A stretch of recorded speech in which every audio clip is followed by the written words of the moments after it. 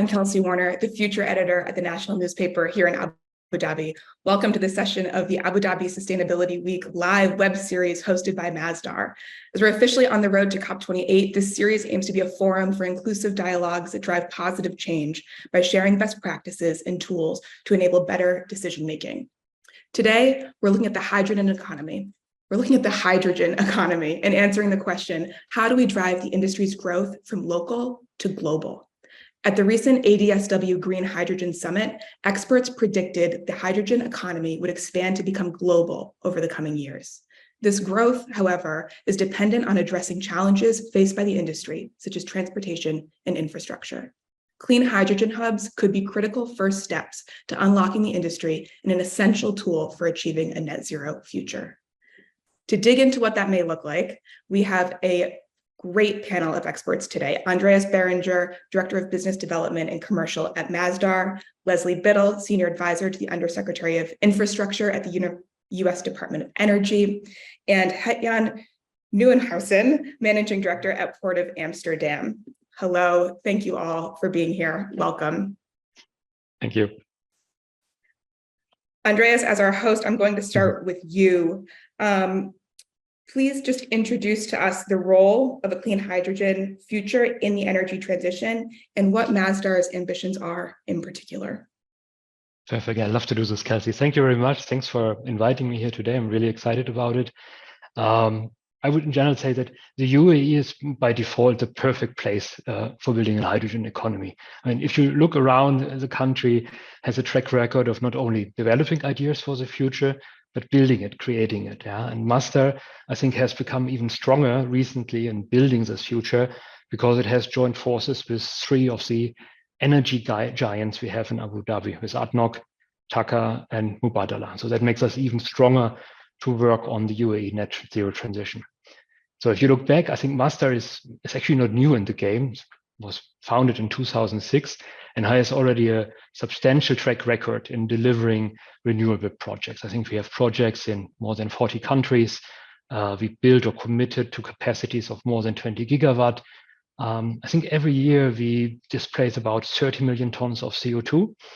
So this grade of, let's say, track record and experience we want to now bring into our new green hydrogen business. And I would say the ambitions there are not small at all. We aim, or we gave ourselves a target to have a capacity of 1 million tons of green hydrogen by 2030 on a global level, of course, not only in the UAE. So that is a big target. And one thing is for sure, that is something we cannot do alone. So the hubs actually play a good role into this, and ultimately we need partners. We need partners. We have it here in the UAE. We have Engie, we have Fertiglobe to work on a green hydrogen facility. We have Tadweer and Etihad. We work on SAF projects. You have seen in the press our announcement for Egypt, for Azerbaijan. They're working successfully in the UK on hydrogen and Teesside. But of course, I'm very much personally delighted to see Hetjan here today, because we also have a collaboration with the Port of Amsterdam, Sky Energy, EVOS, and Zenit to work on the green hydrogen supply chain from Abu Dhabi into the Port of Amsterdam. So a lot of things are happening, and I'm sure that Abu Dhabi and Masdar will play a focal role. I think, just to end it, Masdar in Arabic, a lot of you know this, means the source. So we want to be the source of new green hydrogen business in the world. We want to be a front runner and innovator to create this global hydrogen market together with our partners. Andreas, thank you. Leslie, I'd like to turn it to you to define the term, actually. So we're talking a lot about clean hydrogen hubs today. In fact, it feels like it's our thesis for how hydrogen goes global. So can you help us just understand that concept and introduce us a bit to your work?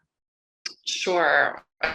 I thank you for having us. I'm very happy to be here. Appreciate the forum and the conversation.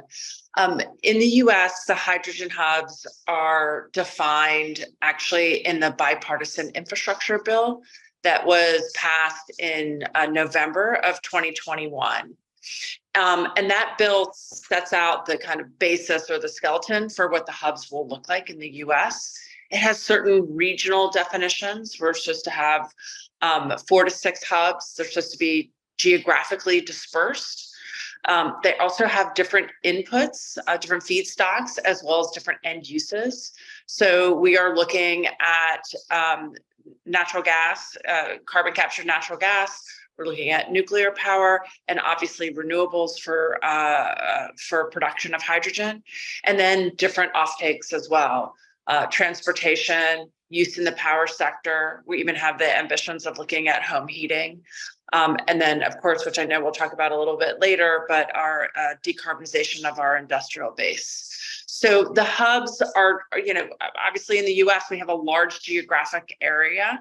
And so we're really looking to develop the areas, specific areas where the hydrogen economy would begin, and then look at the connective tissue to those different markets.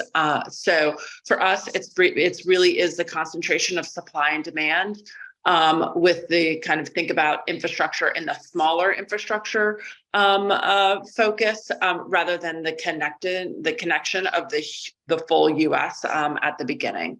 So the hubs are really, and we're going through a process now, selecting hubs, which will be announced in the fall of 2023.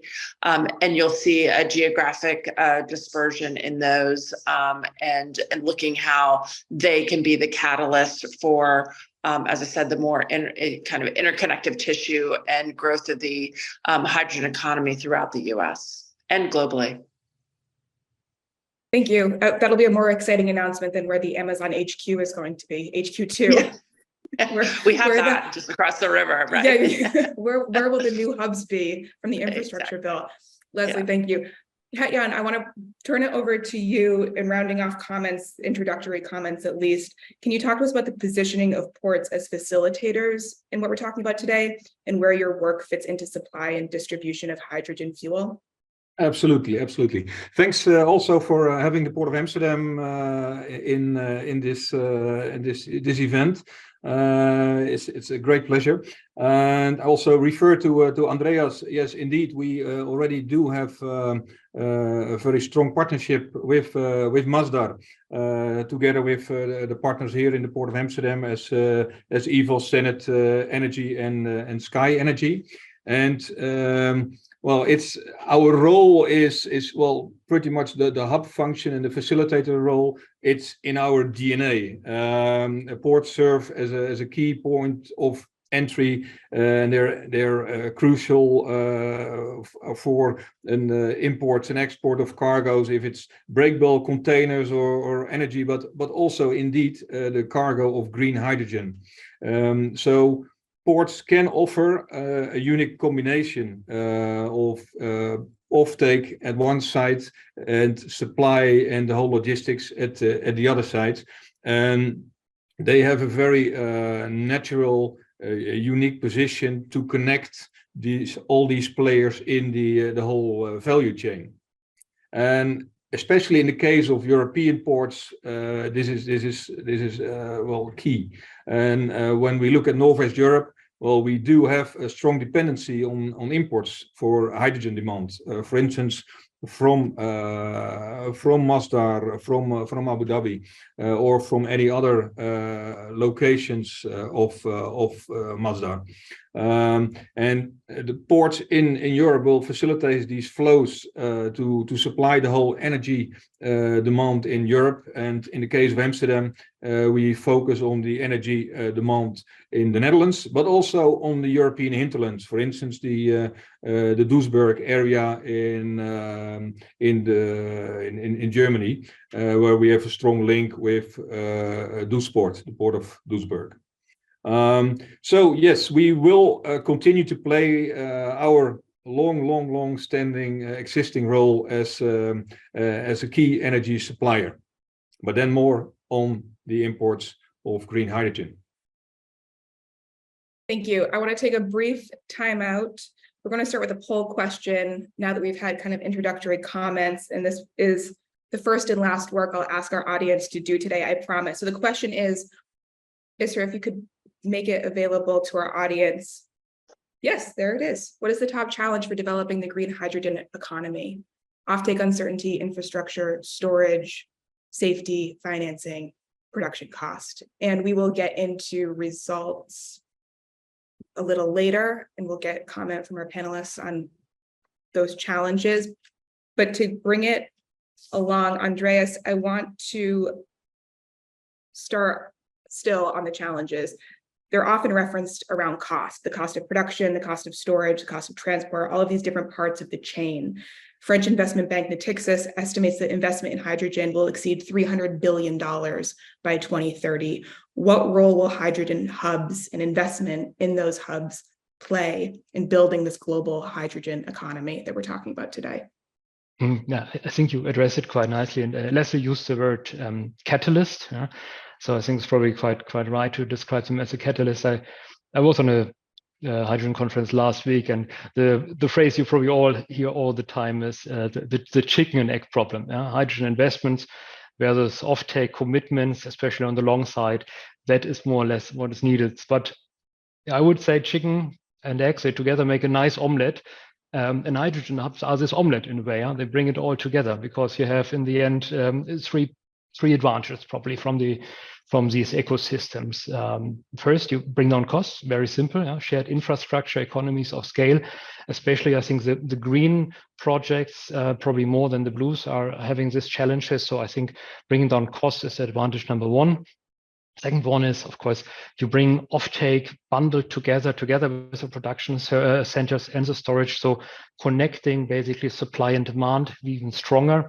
And finally, it's an attractor, and not only an attractor for investments, it gives security for investors and co-developers, but we sometimes forget it attracts the right talent. We are so much scattered around, and hydrogen talents are difficult to find these days, although everybody claims probably to be one. But if you have hubs, I am sure they will attract the right people we need to have on these places to get things moving, to accelerate the projects we want to do.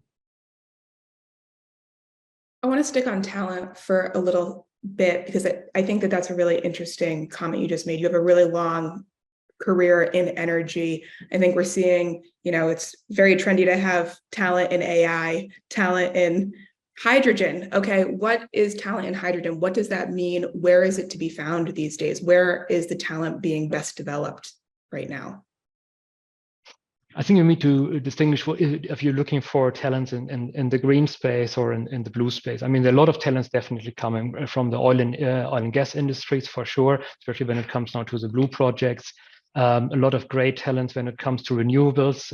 Whoever has worked on the renewables project, solar PVs, wind energy, that is a lot great track record. But in general, I mean, these are large-scale billion-dollar investments. So whoever actually has developed large-scale multi-billion-dollar investments with multiple stakeholders can work in complex joint venture structure. These are the people we need now in order to make the ideas happening and to convince the investors to put their money there and to go this. Yeah, I would just agree with that. A lot of these are big infrastructure projects, and trying to pull pipelines and transmission lines and a lot of different elements together. And so we are seeing a lot of the traditional oil and gas players, because they're very competent and skilled at executing these large projects. So we do see involvement from those entities, as well as Andre said, the traditional renewable players. Again, they have lots of experience in the U.S. bringing on renewable projects at scale. So when you bring those skill sets together, we're really seeing that kind of strength and partnership and skill set bringing to bear on the hydrogen economy. Yeah, so for us also, the being like an energy hub and having like an attractive, beautiful city in next door, next to the port, it's easier for us also to get the right people, to get the highly skilled workers available for the new projects. And we do indeed see people from the fossil moving towards the non-fossil chains. I'm curious, talking about this as a transition from fossil fuel to building these large scale projects? Is it a challenge of reskilling, upskilling? Or are these skills transferable? I think a lot of these skills are transferable. There's nothing, we have to not to reinvent the wheel. And I mean, of course, especially for the green project, electrolyzer, there's a lot of new knowledge to be built, and the technology is not fully there where we would like to see it. Yeah? On the blue side, I think we already know what we are doing. We know how to produce ammonia, to transport ammonia for a long time. Yeah? So it's a mix. Yeah? I would say for the blue world, we are much more established. We know what to do, and that's why it probably will be the transition phase for the next few years. Yeah? When it comes to the green products, there is still a bit more, let's say, thinking involved to bring down the cost and to get more ideas how to make it happen. Yeah? But the other part, of course, where we need to focus strongly on is how do we want to bring the product to the markets. Yeah? And there's still, the jury is out, what will be the right way. Will it be ammonia? Will it be hydrogen carriers? Will it be at one point in time transporting the hydrogen directly? Yeah? I want to switch gears a bit. Hetjan, I want to bring in another concept as well, the circular economy, which has been touted as a future solution even longer than hydrogen has in some ways, but both are gaining traction. And we're seeing evidence that both will find footing. And in that scenario, how can circular economy principles be applied to hydrogen hubs? Well, first of all, we also here in Amsterdam, but we try to be very cautious where to invest in. So if we invest, we would like to have like complementary investments and not investing in terminal storage, because terminal storage is already in place and that's can be reused.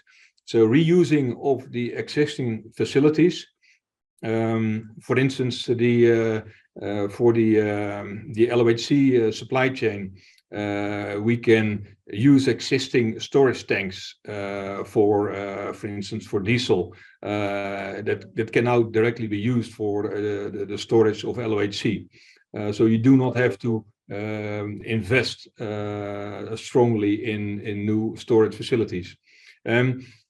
What is also from the circular perspective very interesting is to create ecosystems. We are continuously looking at possibilities to find synergies in between the ecosystems. And the core principle of the circular economy is that the waste of one company can be the feedstock to another company, and that applies also to hydrogen hubs, where multiple companies will use hydrogen for the production of other goods combined with waste flows. We also strongly focus in this stage on the jet fuels, and one example is the production of eSAF, which will combine green hydrogen with biogenic CO2, which is a remainder from another process. So that's how we look at it. So there are definitely opportunities in this circular economy, reuse of existing facilities, but also reuse of feedstock of other processes.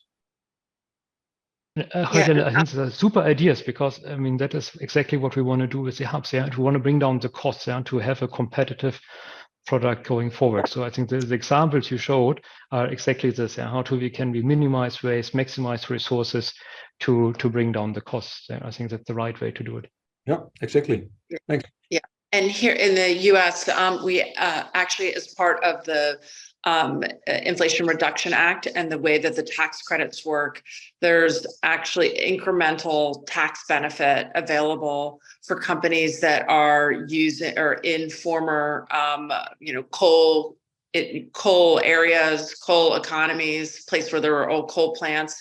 And so incremental tax benefits to ensure that we are taking a close look at the ability to revamp and revitalize, these former infrastructure and former communities. So it's a big focus here in the States as well.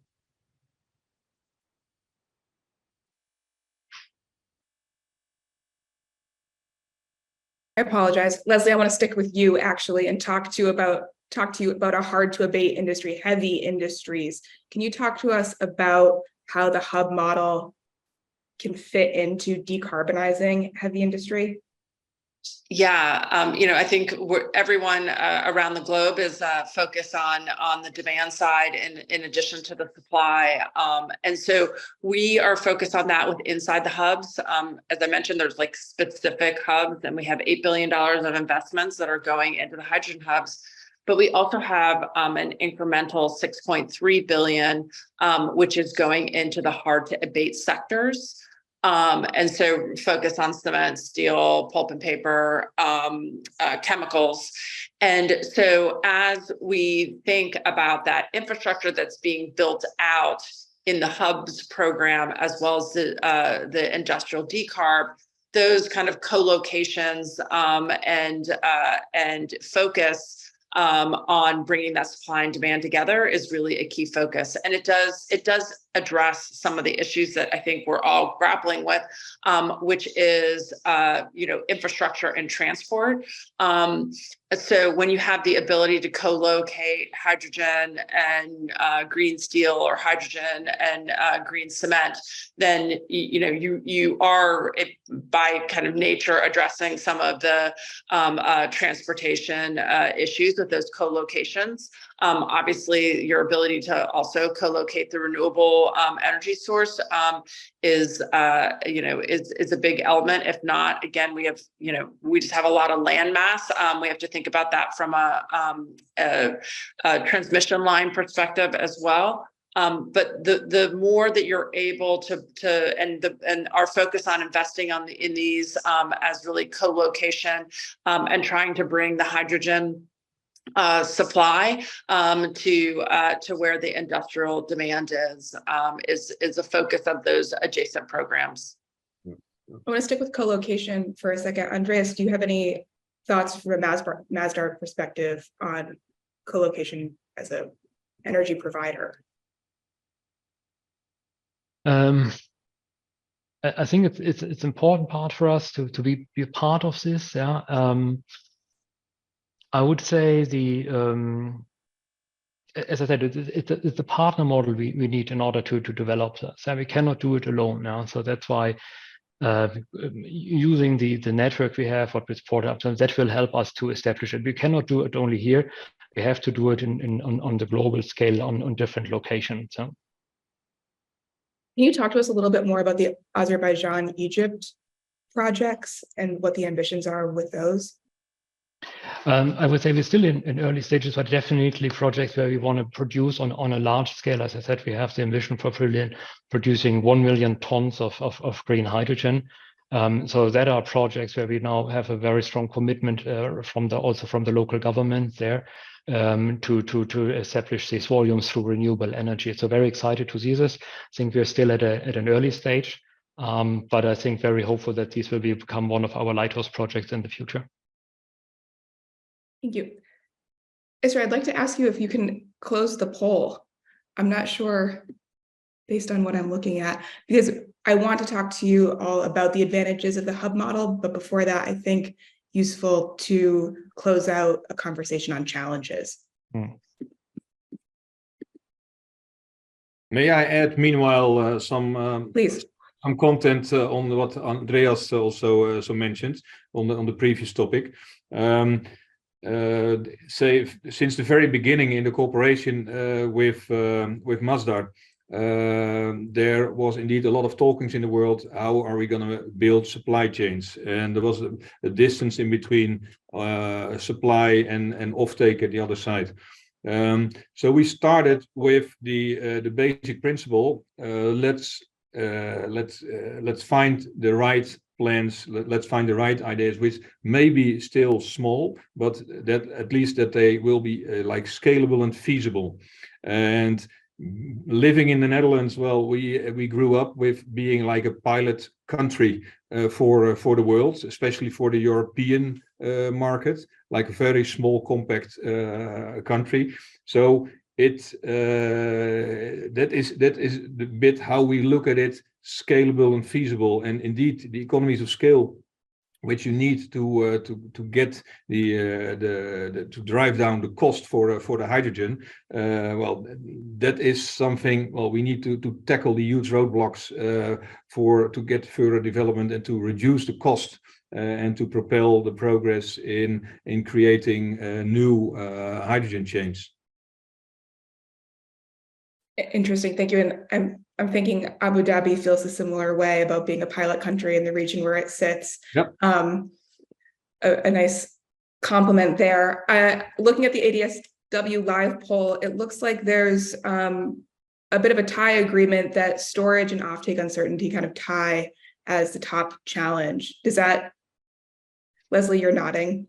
I am. Yeah, I think that is what we're seeing here. Back to Andreas and the chicken, the egg. We're trying to push that forward, but long-term contracts are for green hydrogen are just not an everyday occurrence, and so you see various other players such as the UK and Germany looking at things like HINTCO and LCCC in order to formulate markets. And in other cases, the power industry stepping in for what would be equivalent of like a long-term power purchase agreement. But really that formation of that demand. And I think, you can understand why demand may be a little bit hesitant here. They want to make sure the supply is going to come on and they need to know what the cost is. And we're all looking to drive down the cost curves as we've been talking about here. So there's certain things you kind of have to push people. It's tough to be the first mover when the goal overall is to bring down the cost curves in a rapid fashion. So I think there's all more that we all need to do to ensure the demand side is here. In terms of offtake early adopters, do any of you have predictions as to who those kind of long-term visionaries might be? What industries are going to come to the table? Would any of you like to venture to predict?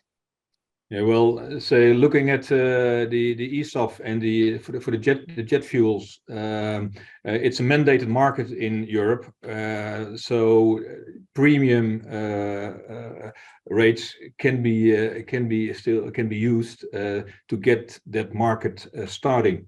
So we are in a privileged position that we have the airport of Schiphol next door, and there's a pipeline connection from our storage facilities in the port. So we can be like a front runner for the first mandated market segments, being the jet fuels. I would fully agree. I think sustainable aviation fuel has a great future. There's a lot of pull, and I think there are hopefully then also customers willing to pay the premium. I think you see probably more and more people are willing to pay maybe more for their tickets because they want to make sure when they go on the holidays they have the right carbon footprint. So I say SAF definitely. And then the other one is probably co-firing, power generation. As another big market we would see, probably not so much in Europe or not in Germany, but in the markets we're targeting in Asia, I would say. I want to move on to storage, transportation, and distribution, which was another challenge that's been flagged. Leslie, as you kind of do the feasibility study with your team of where these hubs will be located in the US, I would imagine those three things are very much high on your list. How do you address those? How do you answer those challenges? Yeah, so I mean, we do have the basis of, it's not huge, but we do obviously have the basis of a hydrogen pipeline infrastructure and storage. So the kind of backbone does exist. A lot of that is as others have mentioned, around the port infrastructure. We do have our ports, while again not huge, but our ports are large, but their hydrogen consumption isn't huge, but it does exist. And distribution centers also, forklifts and other equipment have converted to hydrogen. So you can look across where the existing basis or beginnings of the infrastructure, and then look across and see where the demand and the natural demand formation is. And really, it does become relatively obvious where those two things are kind of overlapping when you do the heat map. So you have a good guide there. But then we also have, states here, as Kelsey, operate independently, and they can send a very significant demand signal on states on their own. They can choose to have equivalent of renewable standard for hydrogen and require blending, and that can be really meaningful and really kind of pivot how successful a hub may be. And so we have a lot of different elements at play, from the existing to also what each state can do on their own to encourage this type of investment. I'm curious actually that safety considerations is at a low 6%, because I do want to ask all of you, Hetyan in particular, as a port operator, what sort of safety standards do you have to abide by? And are we building the safety roadmap as we're, building as we're driving the car down the road type of a thing, if you know what I mean? How is this industry currently overseen and audited for safety? And what we do, because one of the topics also in the polls, which was not named, was not labeled, was the permitting part, which can, in some countries, especially in urbanized areas, can cause a lot of difficulties and a lot of delay. So how we anticipated on this in Amsterdam is to build the new value chain within the constraints of the existing energy hub. So we do need to expand, the permitting part regarding to safety. Yeah, so it's interesting to see that in the poll. I think the safety considerations were at the lower part, and I think overall everybody has a very positive picture of the hydrogen economy. It's green. It's a very positive topic. People are having not so many concerns as they would maybe have with nuclear and so on. But nevertheless, I think the more realities we create building this hub and these infrastructures, people will try to understand more, and they want to make sure that we address their concerns. So I think community engagement will be a very crucial part, especially in areas like in Amsterdam, to build these hubs going forward. I mean, it's an incredibly volatile molecule, right?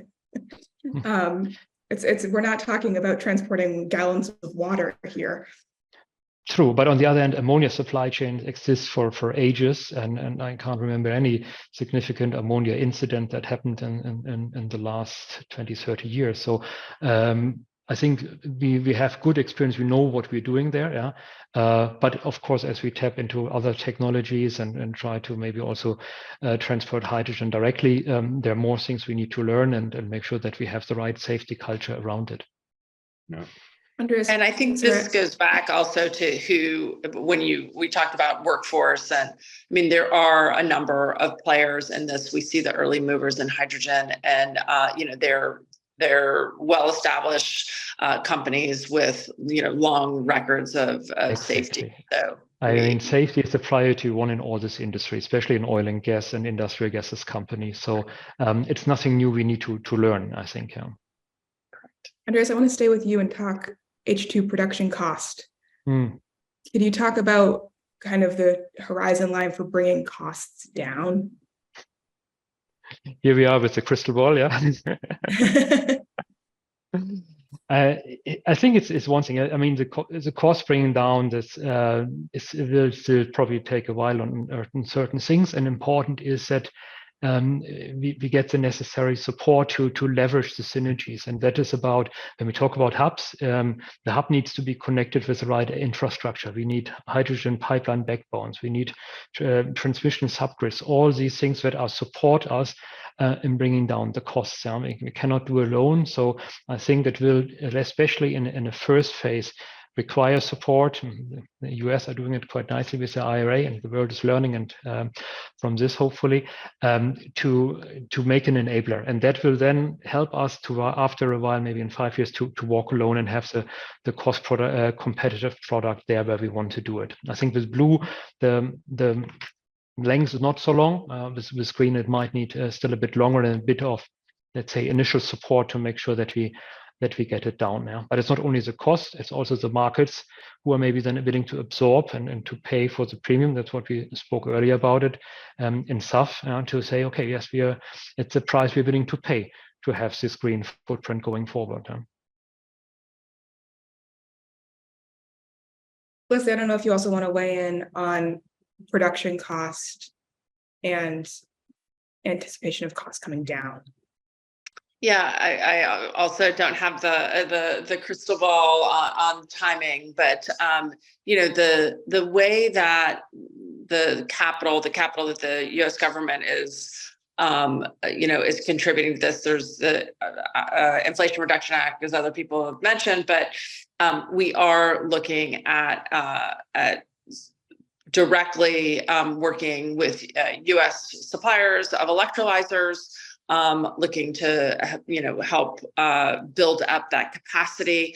We obviously are investing directly in the production hubs in the form of grants. So the intent of all that is to create like a tsunami of investment that will drive down these costs in short order. I mean, that is a direct desire and focus of the programs to achieve this, and we're really trying to hit on each of the elements, the manufacturing, the actual production, and we have capital that's going to workforce as well. So it's not a byproduct of what we're doing. It's the focus of what we're doing to try to bring down those costs. I want to move. Yeah, Jan, please. So also, like indeed, as Leslie mentioned, the focus on the complementary investments. Like what I did not mention, we already have like in the Netherlands, like a backbone of a gas infrastructure network, which can be used pretty much like this. And we need to reuse a lot of these existing infrastructure, especially realizing that in many European ports, space is scarce, space is limited. And we still need to accommodate also other industries than only the energy part. So it is very interesting to look how can we reduce the need for additional investment by reusing, repurposing existing infrastructure. Reusing and repurposing is a good jumping off point to get us over into the opportunities space and talking about, okay, we've talked challenges. How does the hub model, this thesis that this panel seems to have around the hub model being the unlock for globalizing the hydrogen economy, where do the opportunities lie in the hub model of kind of overcoming the challenges that we've identified here today? Yeah, I would still say the hub is not the silver bullet we are looking for, but definitely a silver lining.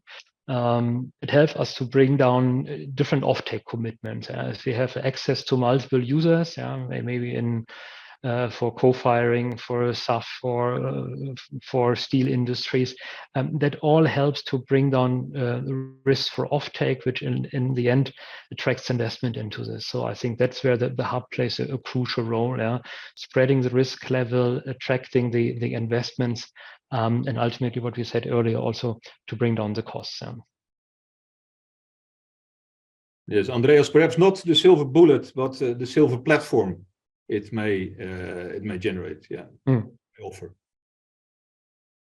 I'm curious from I was just going to say, I really think of them as very large infrastructure incubators. Like if you're, think about all we talked about talent, but if you, what's the next generation of technology and, thought leadership and, community benefits. And, people will really have a focus as to where to go, not only from supply and demand, but also all the other incremental attributes that can be added.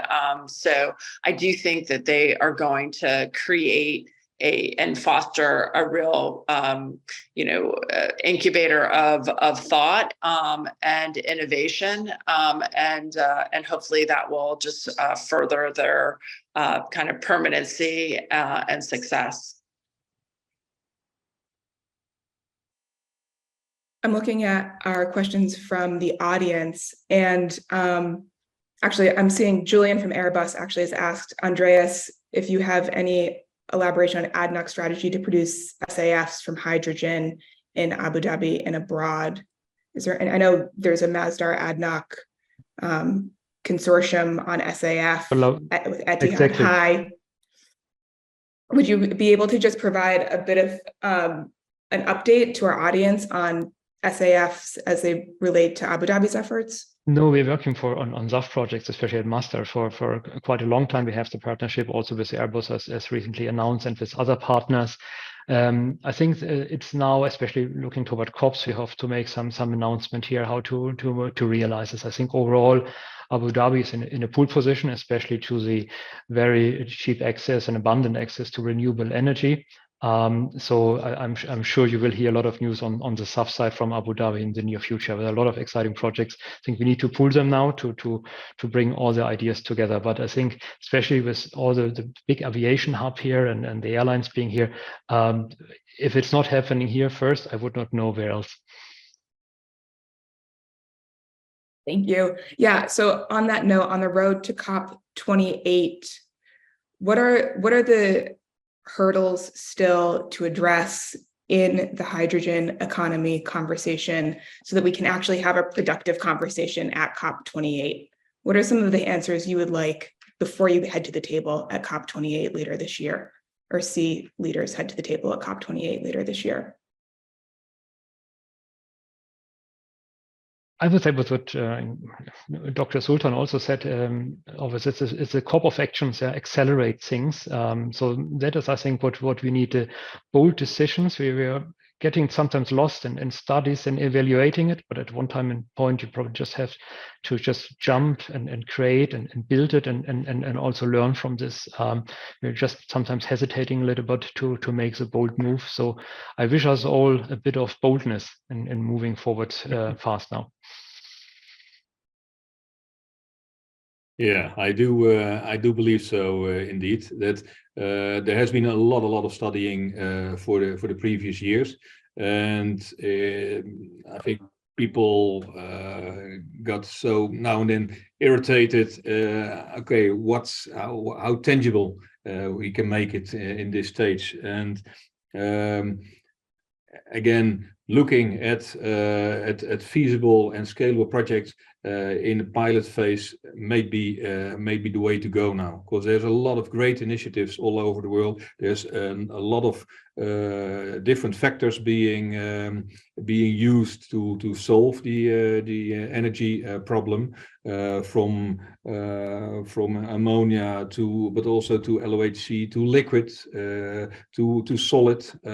So we need like a mixture. We need a full portfolio of solutions, but we need to jump forward, and we need to make it feasible and scalable, and not continue to study all the time and trying to get to get the bridge in between offtake and supply. Leslie, the U.S. is in an action stance with implementing the infrastructure bill. How are you sharing on a global stage what you're learning, or do you find that you have a forum I mean, you're here today, but do you find that you have outlets for sharing learnings and asking questions? Yeah, so I think I agree with everyone, which is, it's kind of a call to action, like it's time for execution. And so we're just getting started. We're obviously behind, our colleagues globally, many of our colleagues globally. So we really are going into execution mode in 2023. And from, our sharing, our intent on sharing, it's a huge focus of what we're doing, ensuring that the information and the cost down and the engineering is information that's shared broadly. I think people have a lot of people have a good sense of our research and development background at the Department of Energy, and how that information is widely shared and brought into the community. And the intent with the infrastructure build out and deployment and commercialization of the hubs and the industrial decarbonization is with the same heritage or thought process, which is this all succeeds when people are able to share the information, and we're all able to benefit from the learnings. So it's a huge component, and we're encouraging and looking for investments in these hubs. It's U.S. focused, obviously, but export terminals, capital, external capital. The learnings from other areas. We are open for business on these areas, and looking for thought partners and capital partners, and to share the learning. Leslie, thank you so much. Andreas, thank you so much. Hatian, thank you so much. Andreas, our host from Masdar, ADSW, thank you. This has been a session that will be available on ADSW's YouTube channel, and we will continue to share information, knowledge, learnings. Leslie, as you just said, have a great rest of your evening, everyone. Thank you. Thank you very much, and see you all at COP. See you at COP. Bye-bye. Cheers.